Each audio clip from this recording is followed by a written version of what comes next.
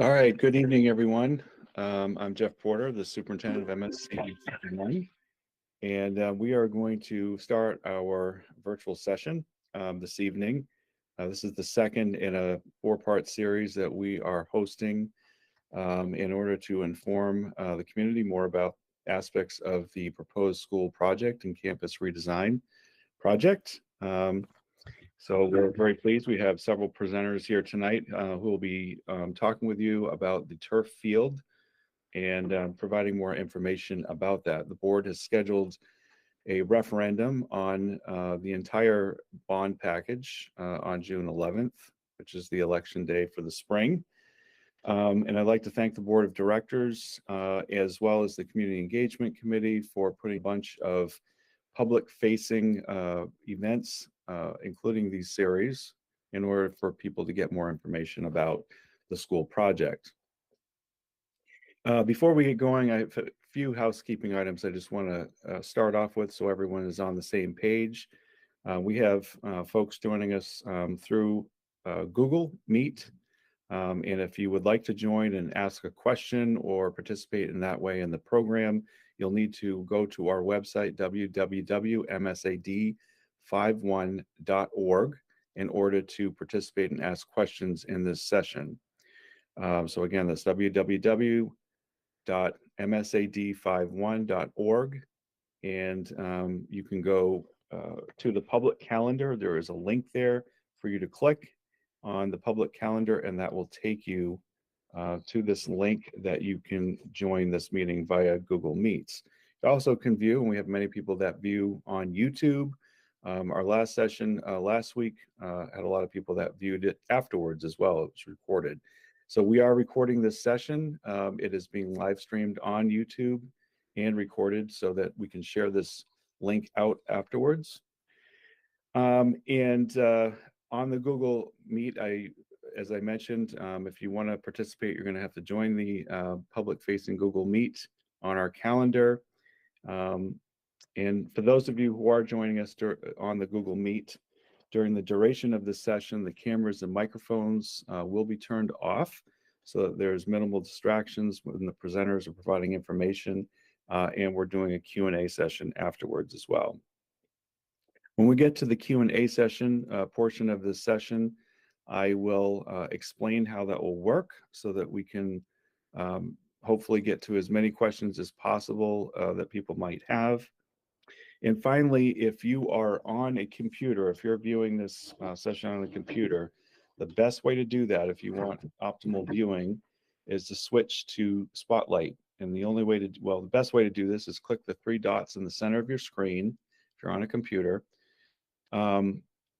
Select Change Layout, and then select the third option down, which is Spotlight. So click those three dots in the center of your screen, select Change Layout, and select the third option down, which is Spotlight. And again, you also can view this on YouTube if you are not wanting to ask any questions, but you just want to view this as well.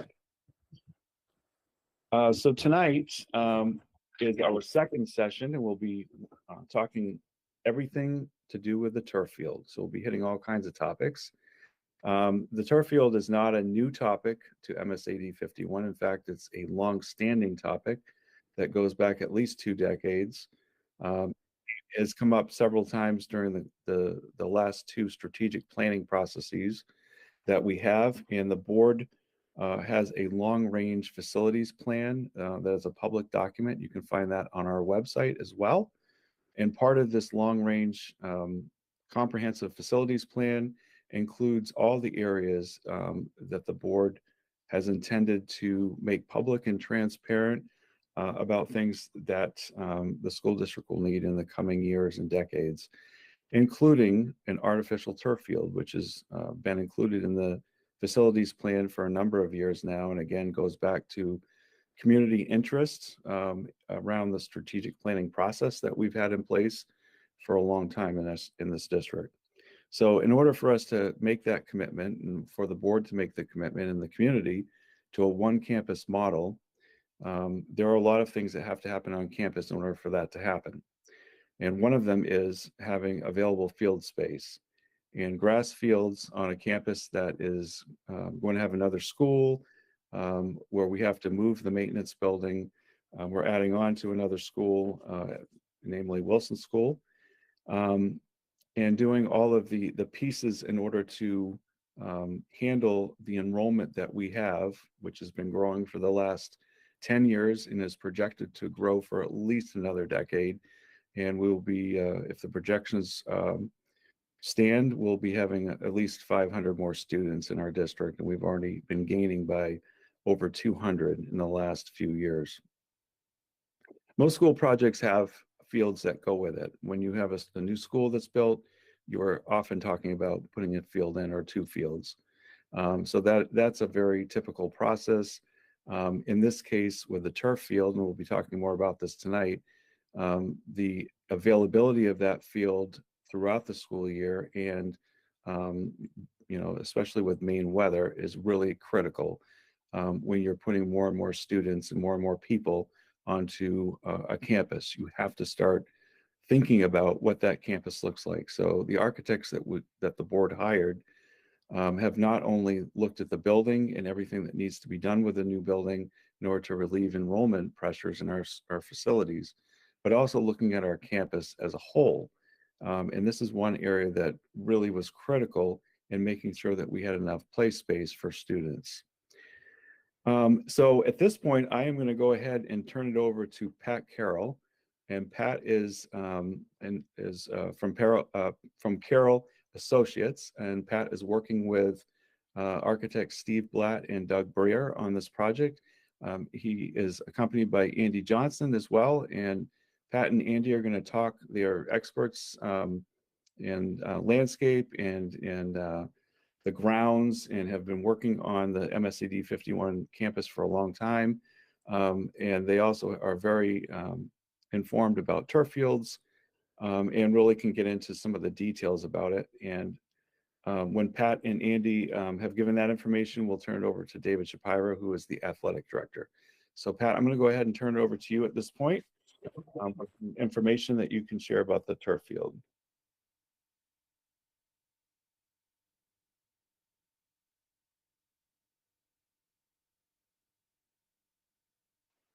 Thanks, Jeff.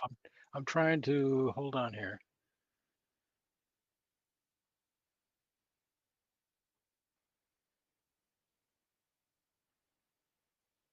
Okay, I think I've got it. Can everybody see the screen? Yes. Okay, great. That's step one is a positive, so that's good. So as Jeff indicated, my name is Pat Carroll. We're landscape architects, land planners, and we've been working along with Steve Blatt Architects for probably 20 years or so on the Greeley campus. Our work really started back when the middle school was built back in 2002, 3, I think, and we've been continually involved as the campus has evolved over the past few years. So we're excited to be part of this project, this overall campus improvement project, which entails not just the new school, but a lot of other improvements on the campus, of which the turf field is one of them. I'm going to flip to, this is the campus master plan. And I don't want to spend a lot of time on this because I know that the focus of tonight's meeting is really on the turf field, but I just wanted to, just as a matter of context, orient everybody to where the new school is going and what some of the other improvements are. So there's really 4 components to this campus upgrade. And the first one is in the upper right corner. That's the new school. That would be a new pre-K K1 school. And that would take overcrowding from the Mabel Wilson School, move it into here. I think the 4th grade would move from the middle school back to the Mabel Wilson School. So this would be pre-K K1, 2, 3, 4, 5, 6, 7, 8, and then 9, 10, 11, 12 in the high school. So it's really a redistribution of the student population on the campus.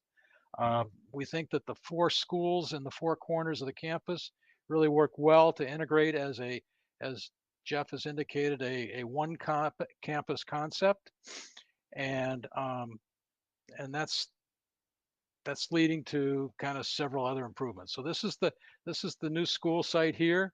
There are some improvements to.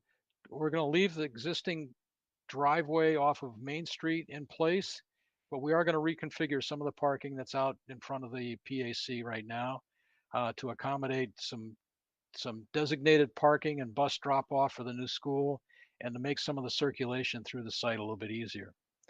At Mabel Wilson, we're doing a couple of minor things, but they make big impacts on the school. One is that we're gonna flip the parent drop-off area, which currently occurs on the east side of the school, to the west side, and where the bus drop-off is. So we're going to flip-flop the parent drop-off and the buses.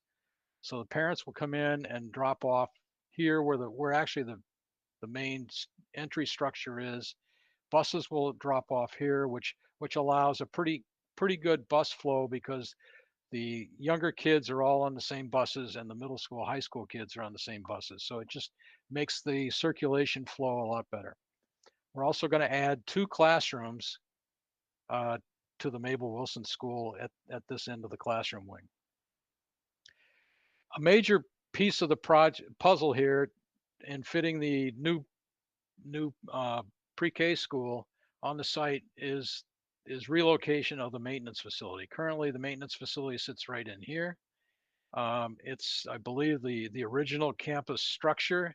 It's in pretty poor shape, and we looked at moving that, but it's just not going to happen. So in order to relocate the building and activities so that the new school can function correctly, we're proposing to move that down here in between the pool area at the high school and the game field.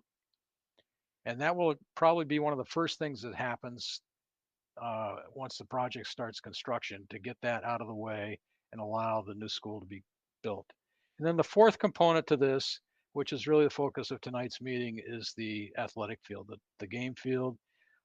As Jeff indicated, it's been at least 15 years, maybe longer, that there's been discussion about a turf field. And I think that given the added congestion and use on the site and the limited amount of field space available, that it does make sense in this regard to accommodate that. So I've got a blow up here of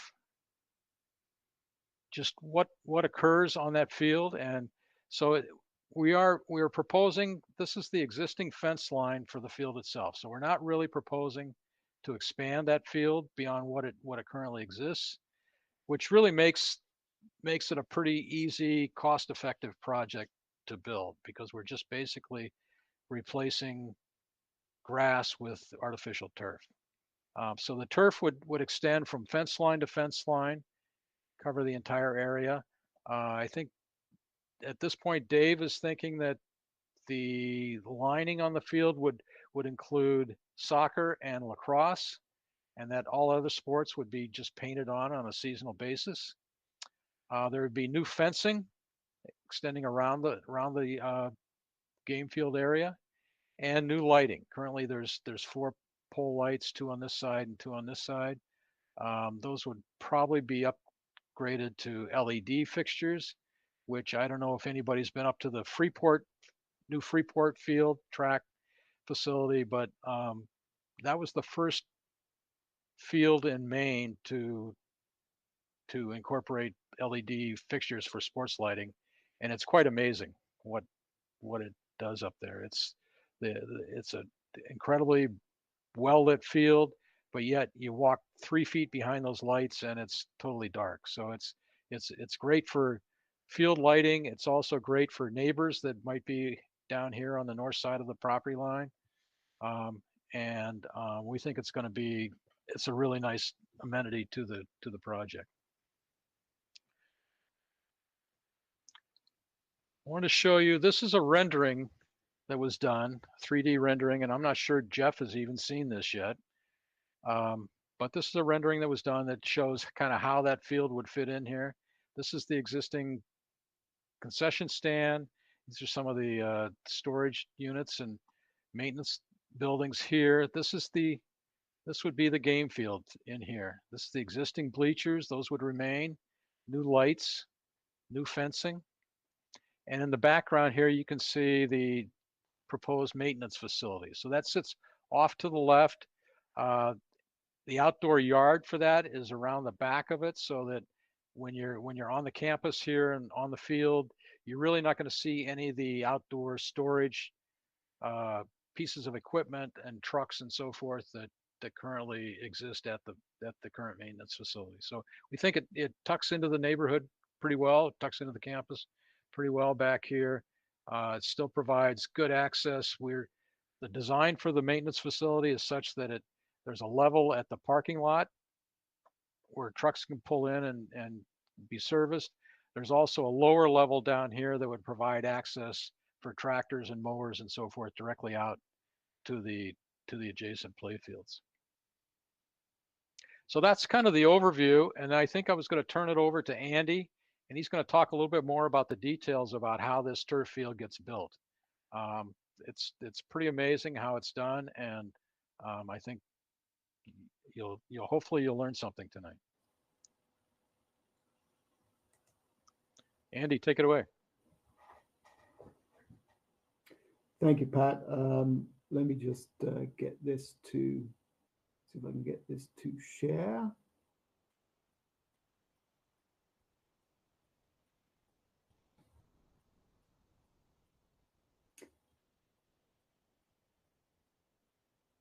So if everyone can see that, I will start on my part of this, which is basically to go through some of the technical details of how these fields get put together and what some of the essential components are. So I start with a section here, and don't worry if you don't like looking at technical drawings, because there's a bunch of photos coming up that'll show you exactly how this goes together. But the field is made up of a number of different sectional elements. First off, there is usually a fair amount of earthwork in order to level the subgrade. In this case, the existing field pitches towards the east. So there will be a little earthwork borrowing from one side and filling on the other just to level off the subgrade and prepare that. And then the sectional elements that go into a field look something like this. So there's a geotextile fabric that goes over the subgrade at the bottom. There's usually a stone drainage layer, followed by another sandier gravel layer above it, then another geotextile layer, a series of these flat panel drains, which you'll see when the photos come up and when the field is exposed, then a very high specification stone base. This is the dynamic stone base, a little finer topping stone that just allows the field to be laser graded to the precision that the field surface wants to be. A shock pad, which is optional, but usually forms part of the system that is the surface, the turf surface of the field. The shock pad gives a very long life to the fall resistance of the field. There's been a lot of studies on concussion activities and how you design fields with sufficient infill to mitigate fall injuries. And the shock pad is a really good way of amending the field section to give a really long-lived performance as far as concussive injuries and those types of things go. Sometimes that's left out with a deeper infill section. I'll talk a little bit about that, a little bit more about that later. But one of the additional benefits to these fields above the performance specifications and a really consistent and really high level performance surface is that the stone underneath it actually acts as kind of a water reservoir for stormwater. So usually when we develop these field projects, we actually take advantage of this. So when it rains on these fields, the water sits in the stone, it drains very effectively through these panel drains, but this is effectively like a large shallow detention basin. So it mitigates the peak runoff from developed areas of the site and really slows it down before it either goes off-site down the drains or infiltrates into the ground. So that's just one of the additional benefits you get above the performance benefits of these fields. So here's some photographs just to talk you through how the construction process works. These are from various fields that we've done. A few of these are from Massabesic. There's a couple from the Freeport project that Pat mentioned, and a couple from others in other parts of the state. But this is the work that goes into preparing the subgrade. The site that we're looking at on the Greeley campus has a similar kind of sandy subgrade soil material. So obviously there's a lot of work to get it to this condition before anything gets added. And then the layers start going on.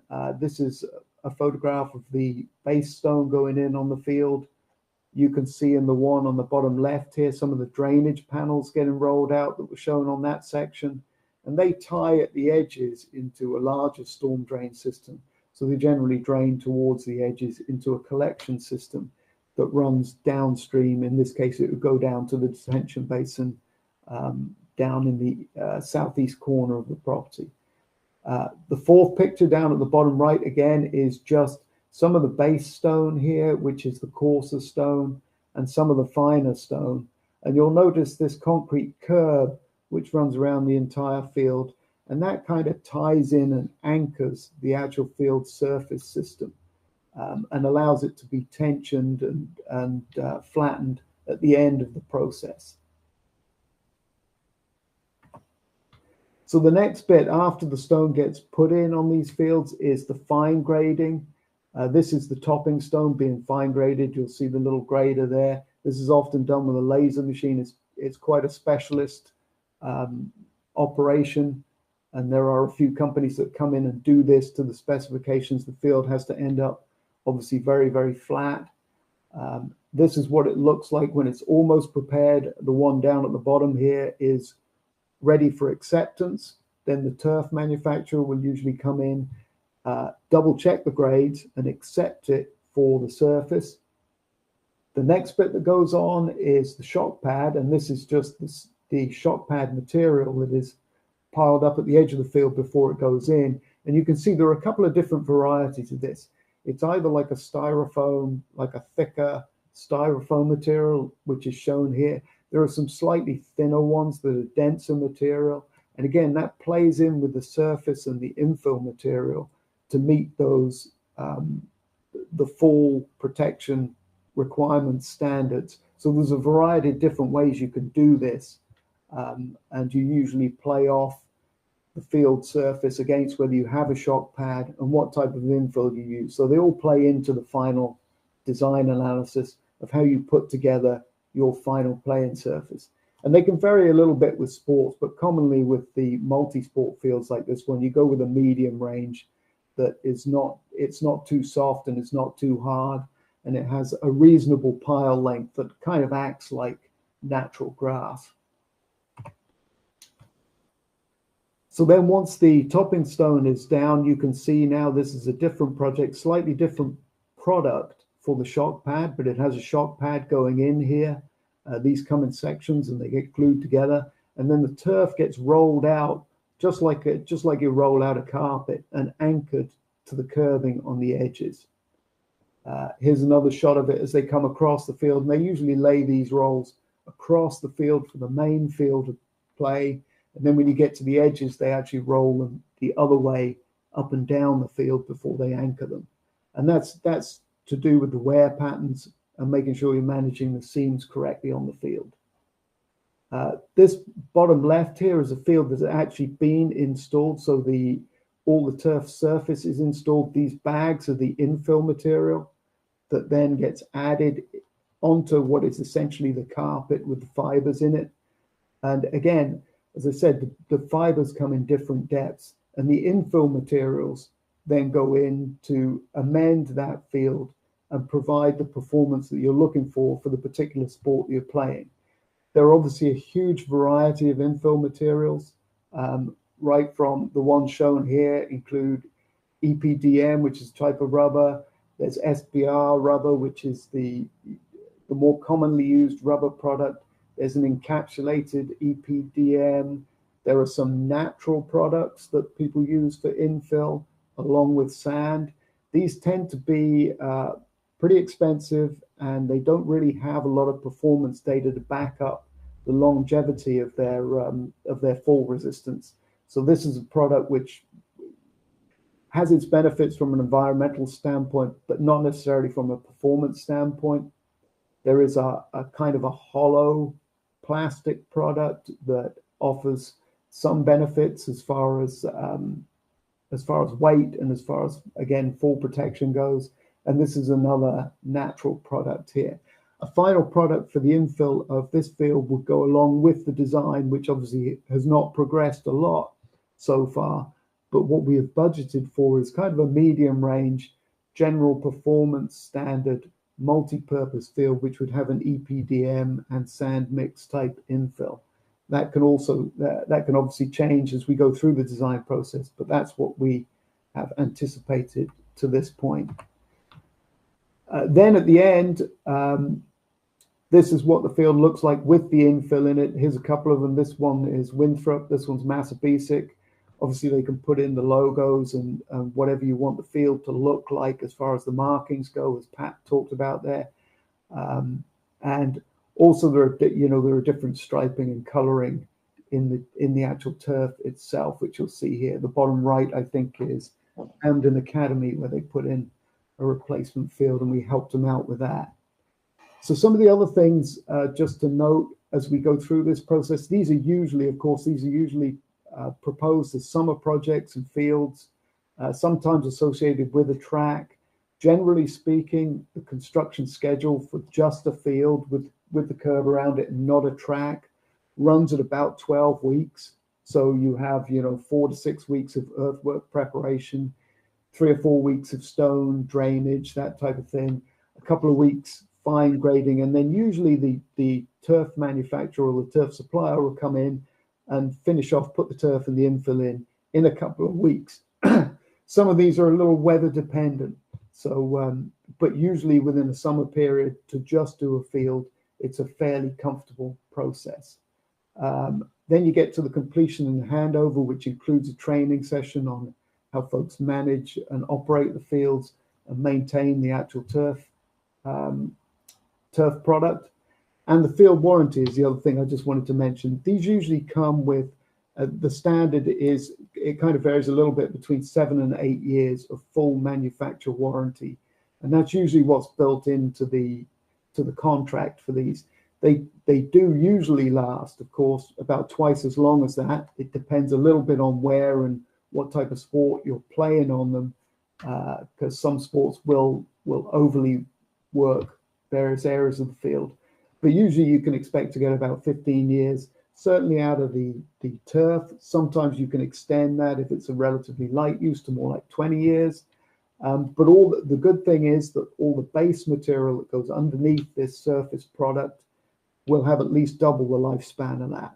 So you're building the base for the field for life, and then if the wear generates enough on the field, then you can look at potentially replacing either the field or patches of the field.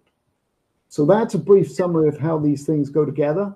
I'm sure people will have questions, and we can certainly go into more detail, but I'll leave that for the question and answer session. And I'll hand it over now to David to talk about some of the athletic benefits. Yeah, and thank you, Andy, and both Pat and Andy. That was really helpful. I love the rendering, by the way. That was really great to see that. We just had the school rendering last week, and now the turf field. So we'll be getting more and more renderings to be able to share publicly. So that was nice to see. And I've never really seen that level of detail in terms of how the turf field is actually developed. So I think that's really exciting to see that. So David Shapiro is the athletic director. And for MSAD 51, and he's going to be talking more about the athletic angle. He is also joined by at least one of our community doctors, and maybe two, I think, tonight, who will be talking about some health pieces too that have surfaced. So, David, and you are muted, David.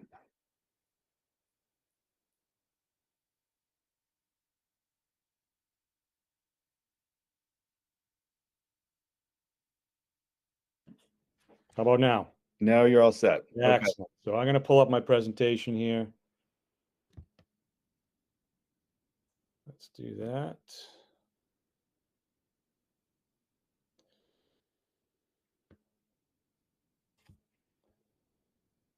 All right, go back. There we go. So first of all, thank you all for teeing this up so well. As Mr. Porter had alluded to, this is a long time coming. So I am thrilled to have the opportunity to talk to you all about what has been in the works for a good long time.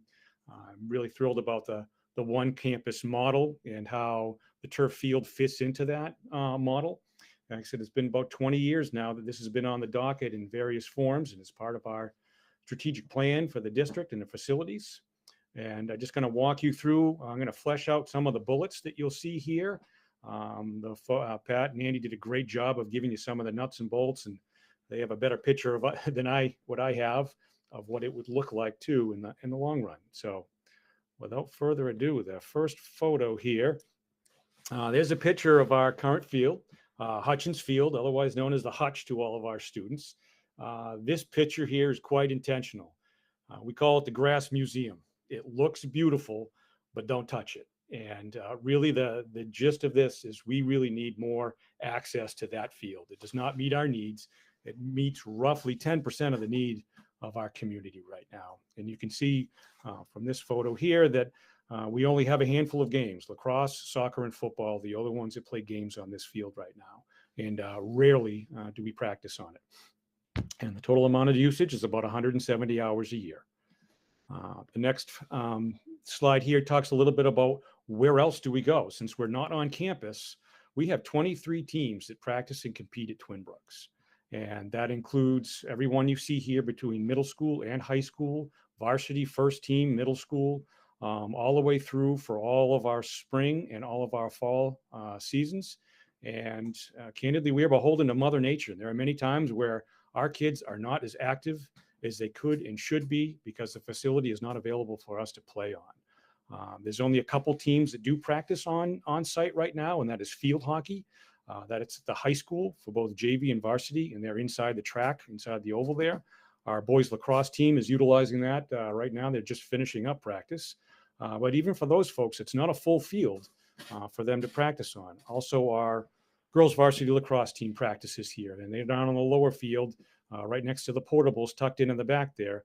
That too is not a full field for them to practice on. So we're a little bit hamstrung. We make do with what we have right now, but I think we could get a lot more when we have a turf field. Next one here, again, just a kind of a site of where things will be. Patrick did a great job of showing the master plan of where things lay out right now. The next one here is about the benefits that we feel a turf field would have. I'm going to show you a calendar in a minute here, but basically we have no access right now for physical education and recess, especially in inclement weather, and we would add that to the mix for use of the field. Those 23 teams over the course of the year that practice elsewhere will have access to this daily for practice.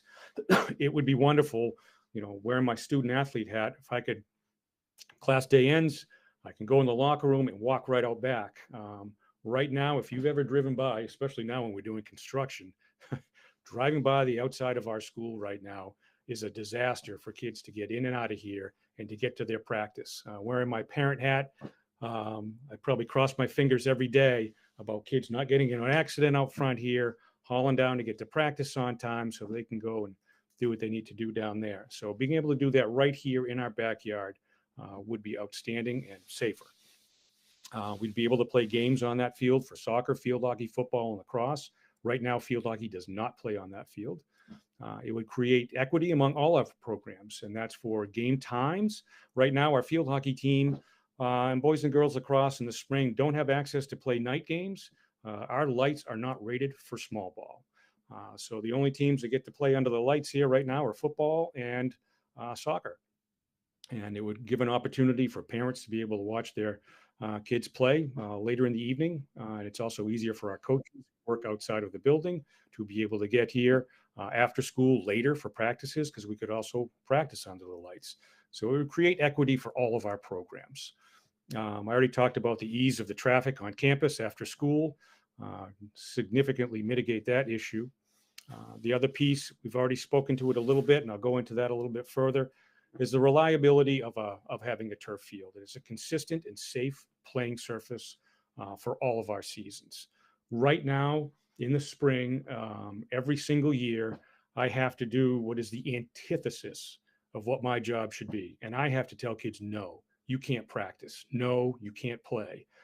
They go sneak on to Yarmouth or NYA or Falmouth, where their kids are out recreating all hours of the day, all parts of the year, if there's no snow on their field, to be able to do so. And we cannot do that here on campus. And that kind of passive athletic opportunities where kids of their own get together and go out and play is something that is significantly lacking in our area because we don't have a facility to do it. I can also tell you that in our recent survey, we survey our students at the end of every student athletes at the end of every sports season. 94% of our students surveyed said they would love to have a turf field. The last piece on there talks about the community use. Again, if we don't have to go to Twin Brook every single day, that opens up Twin Brook's facilities for the greater community to be able to use that even more. So there's kind of a win-win there for all of our programs that would enable community use of the facility that we have here as well. Next up here, I have a comparison. Where we are right now in May, you can see that it's populated very sparsely in the month of May because all we do is play games on it. Potential use on there, I'll flesh that out in another one here, would have practices daily. What's missing from this one in particular is physical education classes from 8 a.m. to 2:30 p.m. Would also be on that. But it also includes some evening times for practice, evening times for competition, a significant amount of community use on the weekends, and even that with a fairly conservative amount of time that would be used, we'd have tenfold more use of that particular space here on campus. Here's another one of September. Again, same type of thing. I have experience in this. I'm glad that you put the Hamden Academy turf field on there. When I worked up there for 7 years, I had inherited that field, and that I think was in its 20th year when it was just recently replaced. And so it's very easy to put together a schedule that allows all of our teams access to the facility. They can have dedicated practice times. Again, coaches that work outside of education, or most people that do, most of our coaches do work outside of education. That 2:30 practice slot is really difficult to get to. But if we can come later in the evening and practice under the lights, that opens up our pool of available coaches, both head coaches and assistant coaches, and also gives our kids a respite at the end of the school day. Go home, get your homework done, come back here on campus and be able to practice. So you can see there's a significant difference in the amount of usage we would get out of this field. And here it is kind of in writing about what the differences would be. Currently, we get 170 hours of use.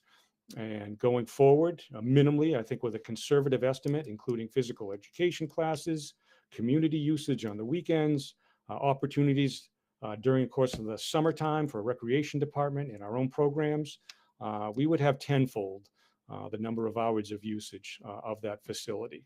And I think that's a particularly important piece of this project. I mean, right now, if we use it about 10% of what the real need is. And it would be unfathomable for me to say, hey, we can only use our gym for 10% of the time. We can only use our science wing for 10% of the time of what our real needs are. So this really hits a need that our district has for our kids to be out and active. I can tell you from this list here that there are a number of schools right around us that do have turf facilities. And as Jeff had mentioned earlier, many of the facilities, Falmouth is redoing theirs. They did theirs earlier. Yarmouth, they've been part of district building projects. Kennebunk was part of a district building project. Lewiston was part of a district building project. Morse was part of a district, easy for me to say, building project. So this is kind of part and parcel to get the most bang for your buck, to fold in the long overdue need for our turf field into what we will have here as part of our one campus model. Another piece that doesn't show up on any of the models that we had out there is that over the course of the years, we have lost 5 fields. That's not just from the portables that have been populated on our campus, but also from other building projects that we have. So we have had a reduction in the number of field spaces that we've had here, and that has created a great impact for us. Another piece of the puzzle here that is a benefit is, we know that there's a very strong correlation between being physically active and your mind's ability to learn. And so if you look at our honor roll, you'll find that 85% of our honor roll at any given time is comprised of kids that play sports. So there's a very strong correlation between their being active and engaged and also doing well academically. And anything we can do to help push along what they can do academically, the better. So I only have a couple more for you here, and then we can go on to the others. So really, in summary, I think it's important to note that we want to maximize the usage of our field space here in the hub of our community. We're only using it for about 10% of what we really need for usage. We have lost 5 fields over the course of the years. Another point of emphasis is that the MPA championships are played on turf fields. We are at a disadvantage to not have that opportunity for us. Another piece of it is called the opportunity cost, or another way to look at it is just, kind of soft costs associated with this, that we won't have to rent off-campus facilities anymore.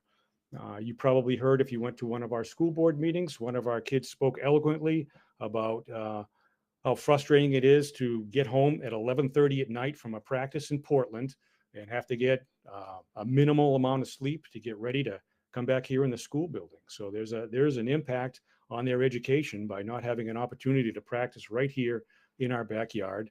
We spend anywhere from $5,000 to $8,000 on the spring alone just so that they can practice lacrosse. So that's something we would be able to recoup their time and the money that the boosters have to sink into that. Another piece of this is that the Glenn Hutchins Field will be a consistently safer playing surface. What we have here is the Grass Museum. It looks wonderful. However, it simply doesn't meet our needs for playability. Any inclement weather, we cannot play. And it's really frustrating for our kids and our coaches in our community. We have an expectation that our facilities are going to meet our needs. And when we have to have a home game on someone else's site, that's a little bit frustrating for our kids. We'd love to be able to keep them right here, right in the hub of our community, right in the hub of our campus. We've mentioned that it's already a part of our strategic plan. The architects had mentioned that there are various and sundry elements of the turf itself. And certainly we're going to meet all state and federal guidelines in terms of PFAS and safety. And Dr. Barr will talk about the safety piece of that in just a moment here. We've already mentioned too that there's an economy of scale of folding this project into the greater one campus model. And long story short, it's been 20 years, a couple decades coming, and we really feel that the time is now to pull this off. And I think it'd be a great asset in our community. So that concludes what I have here. And in just a moment, I'm going to have Dr. Steve Barr come and chat with you as well. Mute first.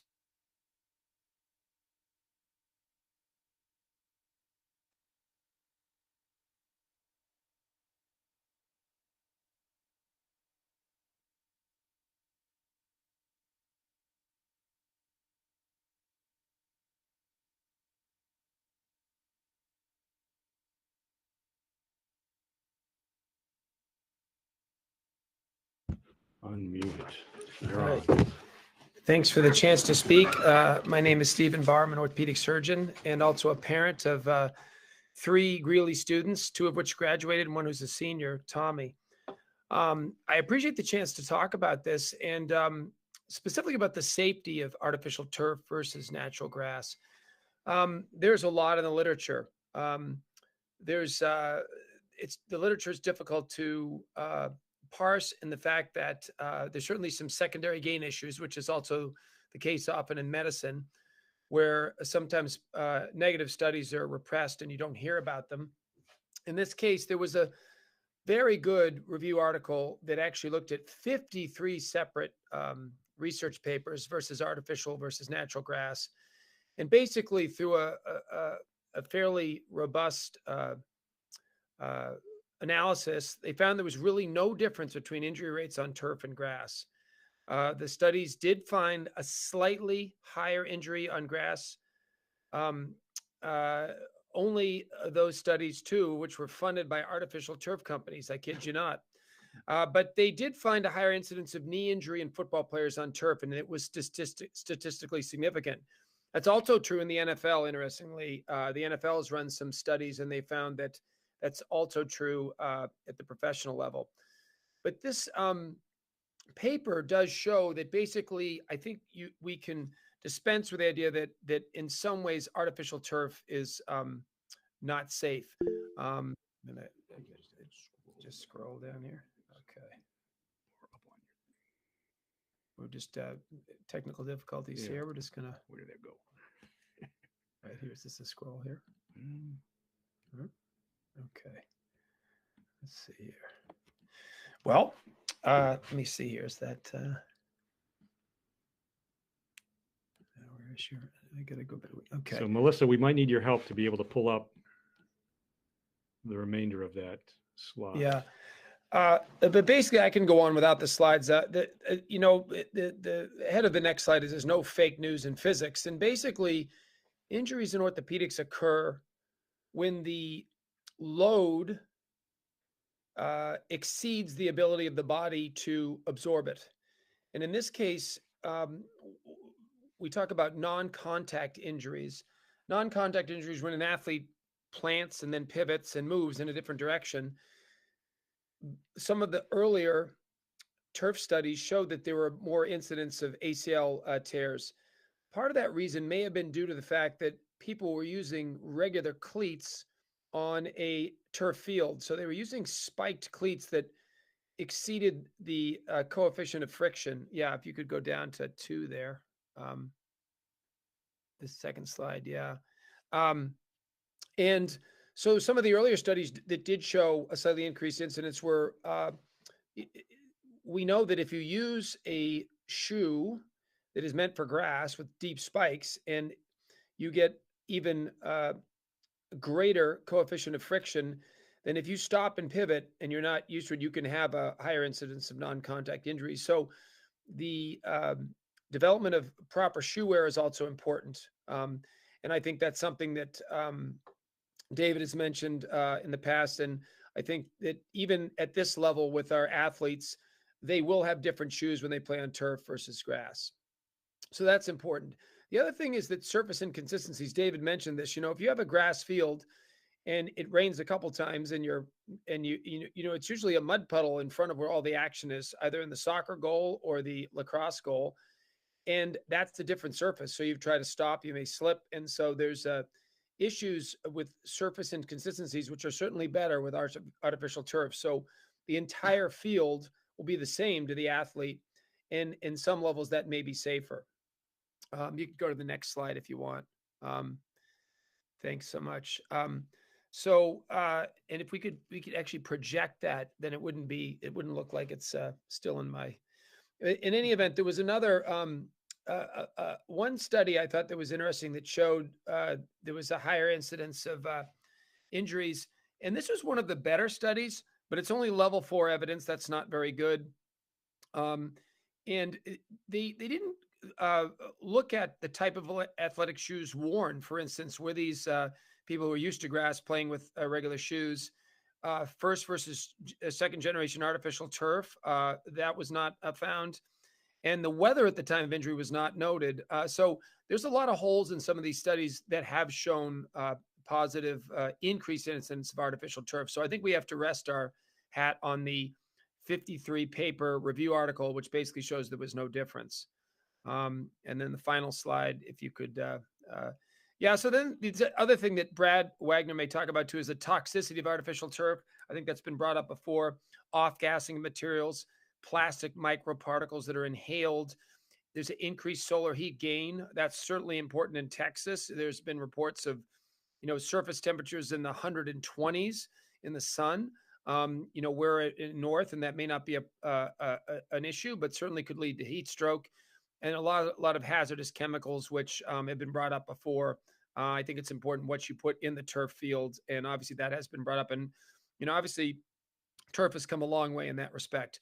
On the flip side, natural grass field is not all natural. There's pesticides, insecticides, and fertilizers. That also could be a problem if not used correctly.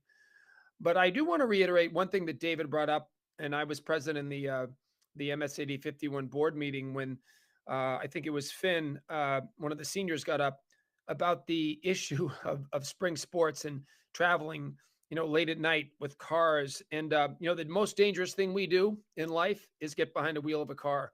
And to the extent that we can decrease that and have people traveling less, I think, artificial turf and our new turf field would certainly lead to significantly increased safety for our kids and decreasing time in the car. And thanks. I'll be happy to serve any questions later. Thank you.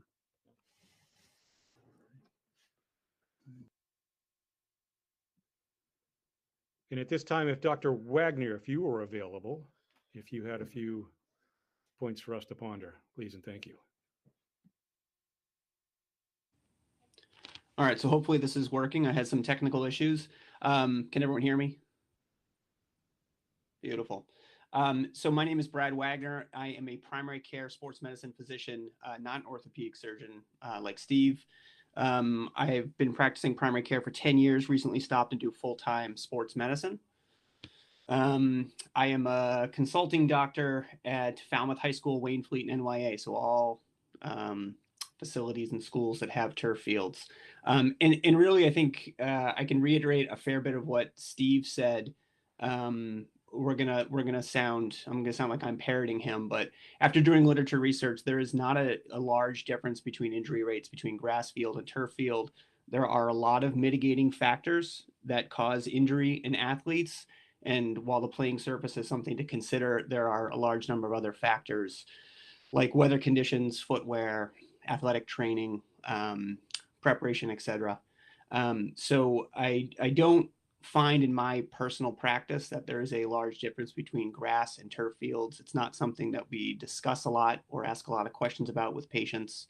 Certainly isn't a theme amongst professional societies to talk about a pandemic of injuries on turf fields. So in general, they're fairly safe. There may be some studies about increased ankle injuries in soccer players and certainly some ACL injuries in NFL football players. Steve mentioned those as well. And those do exist, but taken as a whole, there may not be a large difference for high school athletes. I think Steve's point about the quality of the playing surface is very relevant. You could have a lot of consistency on a turf field that makes it safe in a lot of ways. Outside of injury, the other consideration, as Steve touched upon too, is the safety of the turf itself. PFAS chemicals, forever chemicals, and all these types of things have been shown to be dangerous in certain amounts. The EPA has done multiple studies on turf fields after the concerns were raised about cancer-causing agents in turf fields. And the bottom line is there's more study and work to be done, but there has not been shown to be any direct correlation between the two in the epidemiologic studies that have been done. They're not terribly high quality either. It's very complicated to do studies like that. But in general, it's not thought of as a large health risk factor at this time. But certainly minimizing the amount of chemical exposure is important, especially to younger kids and younger populations. So something to at least consider. And then finally, this goes back to what David was talking about, just in terms of the ability to use the field and play more. One of the constant themes in sports medicine is that exercise is medicine. So if we can get our athletes out on the field more often, with fewer complications, fewer cancellations, there's a huge amount of public health data about exercise for social and mental and physical well-being in youth. So anything that can promote our students to play more and have more opportunities to play and enjoy themselves and exercise, I think is probably a good hidden public health benefit. Thank you, Dr. Wagner, and thank you to Dr. Barr and David for providing that information. I think this has been obviously there have been questions and this has been a topic of discussion. So I think that's really important information. At this time, we only have a few minutes left. So if you'd like to ask a question of any of the presenters, I'll be hosting those questions. This is how you can do it. You can, if you're on a phone, Android, click the three dots on the bottom of your screen and then click on the shapes, which is the activities icon. And just go ahead and question the box. If you're on a computer screen, you can go to the shapes at the bottom right-hand corner. You'll find the shapes, click on it, click Q&A, and then go ahead and type your question in. I will take those questions and then put them out to somebody who will be able to answer those questions. I have two people that have their hands raised, and if you could go ahead and just type your questions in if you're able to, and then we'll go from there.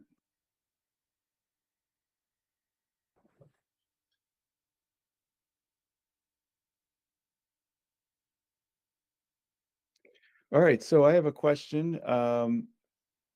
Can you tell us a little bit about the tax implications of the turf project?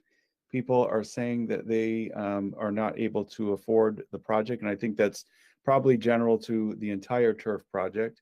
We will be having a session on the financing of this plan, and that will be on May 16th at 6:30. It's a virtual session. We're also going to be putting information out this week about the financing plan, so you'll be able to access that. And we'll be putting a communication out about it so that people have that information. So again, it will be part of the entire project since the turf is part of that project. So thank you for that question. We have another question. It says, what happened since 2015 when the turf field was going to be privately funded? And I am going to ask David if you wouldn't mind addressing that question, because I know that there has been discussion about private funding of the turf field on and off over the years. And as the project has, been on the forefront for a couple of decades now. So yeah, that's a great question. And as we mentioned, this is a project that's been on the table for quite some time, made several iterations. And that time around 2015, I think, is probably accurate when we wished to see what we could do to publicly or privately fund it, if you will, outside of the school budget. And we did some extensive work with that. So we have a group called the Athletic Advisory Board that meets regularly. That's students and parents and boosters and board members. And at that time, it was never the goal to fully fund it as a private entity, but to see how much we could get towards bringing on a turf field with some partnership with district funds as well. And the long and short of it is we brought in, I think the term is a development director who worked privately in raising funds and did a lot of outreach in our community to see what we might be able to, if anything, raise to support the cost of a turf field. And long story short, we learned at that time there simply was not enough interest in the time of privately funding it because the mindset really was that this should be a school project, as others had been in the area, and they felt that that wasn't something that we should be doing a bake sale for. That we would be far better off. It was a feasibility study, is really the correct term about whether or not we could raise the money, and it came out that we couldn't, and they really felt that it should be a districtly funded entity. David, thank you. I think this question is for you as well. There's a question about the Athletic Advisory Committee, and I know that they've been talking about the turf field for many, many years. But just recently, how come it's not tied to the one campus model? And can you, we've talked about that a little bit, but maybe a little bit more publicly why that hasn't been the case? I'm sorry, can you clarify what that question is about? I think it has to do with the athletic advisory notes that come out of that committee. And why has there not been more discussion about tying it to the one campus model? And I can probably just answer it first and just say that, clearly the board is the one that has put this project together. It is one package that's going to voters. And the Athletic Advisory Committee has obviously been advocating and talking about a turf field for a number of years. But ultimately, it was the board that is moving that forward as part of the entire campus redesign. And really, the commitment to a one campus model, when the 80 Gray Road plan failed at the polls a couple of years ago, and the board decided to choose a different direction and look at the campus again and see if we could make it work. And the property that's been acquired and is also pending to be acquired by voters in June as part of this package. Part of that was the idea that if we're going to commit to a new building on the existing campus, other things have to happen on the campus in order for that to work. And one of them is increasing play space. Because as we continue to grow as a district, and we will be growing again for the next decade, as we have for the last decade, with students, we have to have a refined way of looking at our campus and making a fourth building on the same property work. So the turf field is part of that project, and whether or not it's in recent advisory committee notes or not, it's certainly been a discussion for a long time. And recently it's been part of the one campus commitment in order to make this work. So actually, now that you've said that, it reminds me of two things. One, this is a great community event because I'm hearing from my eyes and ears out there to help supplement my answers here. So long story short, it has been presented several times. Our athletic advisory board has presented to our school board over the years. And that's important information to have. So that has been on our radar. And the other piece of it about whether or not maybe they see our notes out there publicly, the Athletic Advisory Board is not an actual committee of the school board. So it's a separate entity unto itself. We do have a school board member representation on it. So hopefully that clarifies the question there. Nope, thank you. This question is for either one of the doctors. And it has to do with just, again, I think there's a lot of conflicting information about turf fields, but both doctors have addressed some of this. But this question comes around the idea of available body of literature suggesting a higher rate of foot and ankle injuries on artificial turf. Dr. Barr, Dr. Wagner, would you like to weigh in on that one?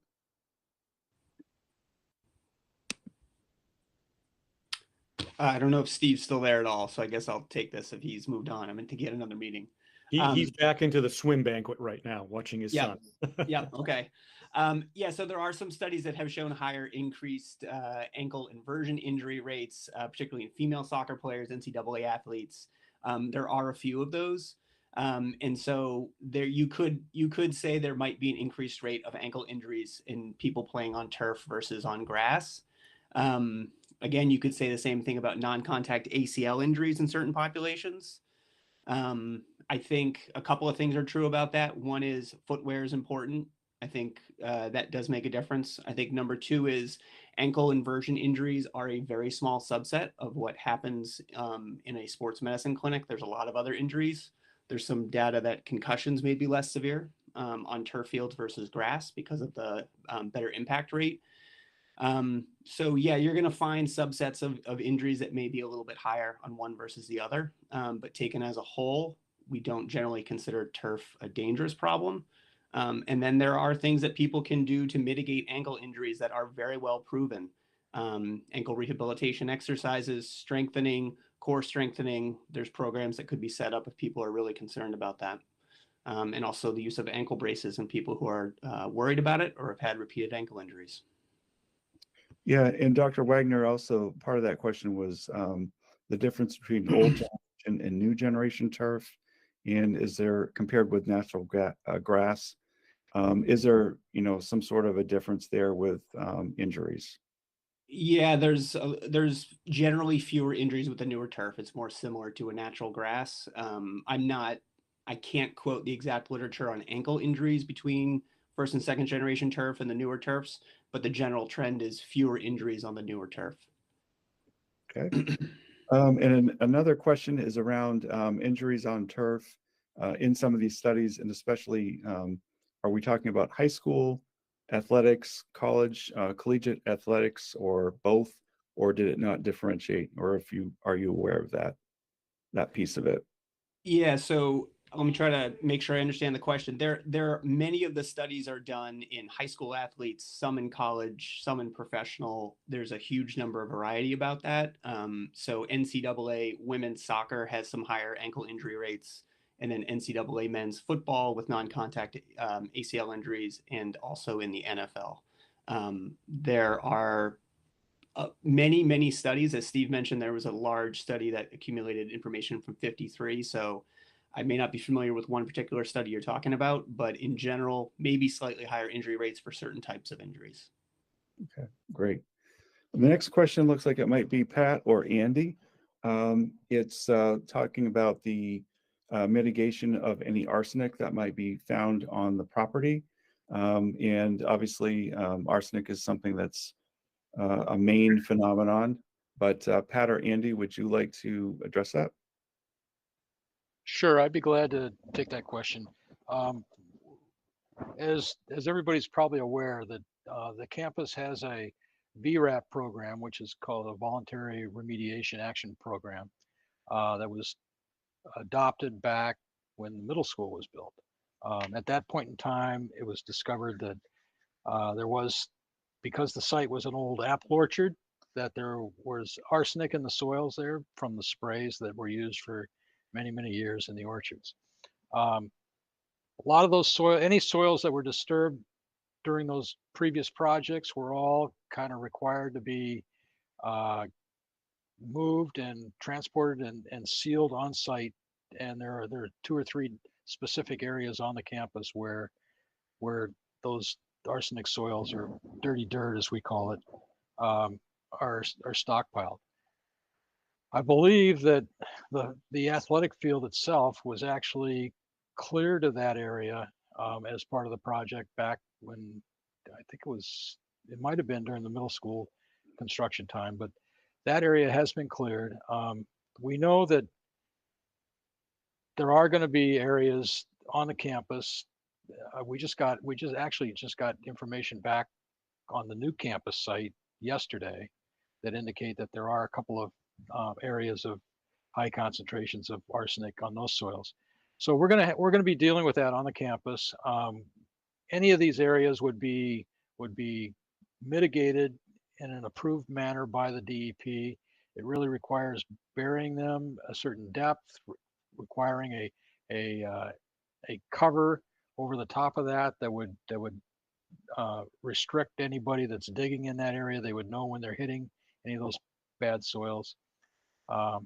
And it requires DEP oversight. So any soils that are encountered would be contained and mitigated, and we don't believe that any of those would ever be exposed to kids or activities due to the field or any other aspects of the campus, to be honest with you. Thanks, Pat. I think this one's for you as well. And I know we're over our time. We have a couple more questions. I'll just pose them that we have on the list here. How will we test for PFAS levels, including in runoffs? Any pieces there? Obviously, this project will not have PFAS in it, and we'll be complying with that. But in case there's any testing that needs to be done, is that something that would need to be done in this case? I'll let Andy take that. Yeah, that's an interesting topic that's come up. It's more associated with drinking water, and that's actually the easiest and the most standard test for PFAS. It's very difficult given the common occurrence of PFAS compounds in almost in general life. It's very difficult to pick stuff off a surface and test it. So generally, it's associated with a water test. There are some field tests that you can do. They're not incredibly reliable. We've actually done them at new school sites. We've looked at PFAS incidents. There was one actually up in Benton, which is near to where one of the hotspots in Maine is. So we did some PFAS testing up there, and they actually found that you couldn't distinguish the levels that they reported from background. And that's the issue with a lot of these things. Unless you have a defined source of PFAS chemicals, then you're just not going to get the concentrations that are going to show up in a test. Could we potentially test a water source, the detention basin at the eastern end of the site? Yeah, we could run a water test on that. It's not very practical to take water samples off, when it's raining and look for compounds that frankly, I mean, the drinking water standard for PFAS compounds is 4 parts in a trillion. So, it's difficult to test for. Could we do it at the detention basin? That's probably the only place where it would make sense to do that, but we could do it. Thank you, Andy. Another question was around what are the implications if the turf field, or the entire project for that matter, fails in terms of just the field use? I think, David, you might be able to weigh in on this one in terms of other financial implications. Does the grass field need to be bolstered? And what would be the cost? We obviously haven't done that amount of work to find out what cost would be, but we do need to take care of the field. Our grounds crew have done a great job over the years trying to maintain Hutchins Field to keep it where it needs to be, but it is, with the weather and with the age of the field, it is, something that is certainly a challenge constantly. So there's been some discussion about doing something with the field, even if this whole project fails. Do we need to be looking at that? I think it's part of a larger discussion the board would have to have around the entire project. What do we do with the enrollment as well on the campus? So it's part of a whole discussion at this point. I know there's some other questions that are still here, and we are well over time at this place, and I apologize that we haven't gotten to all the questions. If you have a question that has not been answered and you want it answered, my email is jporter@msad51.org. If you email me, I will make sure that the question gets to the appropriate presenter that was part of this program in order to get back to you and get you a response. So feel free to do that. Again, jporter@msad51.org. I appreciate everybody's questions. I appreciate the participation, and I very much want to thank our presenters tonight and for staying a few extra minutes. Our next virtual session is May 6th at 6:30, and we'll be talking about safety with Police Chief Chip Rumsey and our 2 SROs. We'll be joining the chief, and the first in-person event, I should say, is this Saturday at 11 o'clock. There's a site walk with the Community Engagement Committee. Just meet at the maintenance building on the campus, and there will be a site walk that will be hosted. So again, I want to thank everyone for participating. Again, email me with your question. We'll make sure we get a response to your question. And I want to thank everyone and have a good evening. Thank you. Very helpful. Thank you. Thanks, Jeff. Thank you.